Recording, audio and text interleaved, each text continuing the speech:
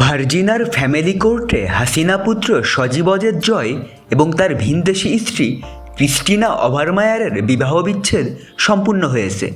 ক্রিস্টিয়ানেকে $2 million ক্ষতিপূরণ দিয়ে উভয়ের সম্মতিতে এই রায় হলো। সোফিয়া নামে তাদের একটি কন্যা সন্তান রয়েছে।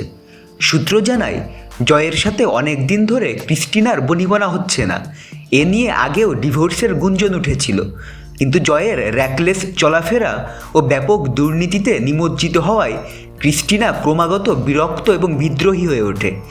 বিশেষ করে বাংলাদেশে দুর্নীতি করা মিলিয়ন মিলিয়ন ডলার পাচার করে আমেরিকায় আনার ঘটনায় ক্রিস্টিনা যুক্তরাষ্ট্রের আইনানুগ তদন্ত নিয়ে উৎকণ্ঠিত থাকত।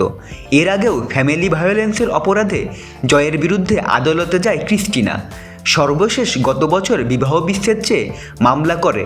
মাস 6 আগে পদ্মা সেতু দুর্নীতি থেকে কয়েক মিলিয়ন ডলার আসে জয়ের অ্যাকাউন্টে, যা থেকে ভার্জিনিয়ার 2টি বাড়ির মর্টগেজ পরিশোধ করে জয়।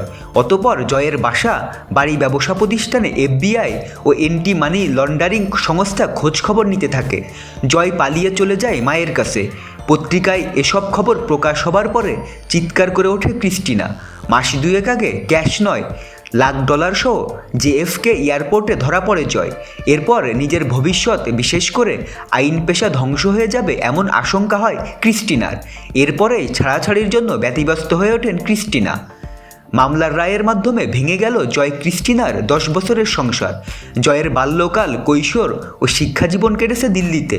ওই সময় জয় এক শিখ মেয়েকে বিয়ে করেন, যা হাসিনা মেনে নেয়নি। পরে 2002 সালে আমেরিকায় এসে লুমিসের ডিভোর্সি স্ত্রী মার্কিন আইনজীবী ক্রিস্টিনা ওভারমায়ারকে বিয়ে করেন।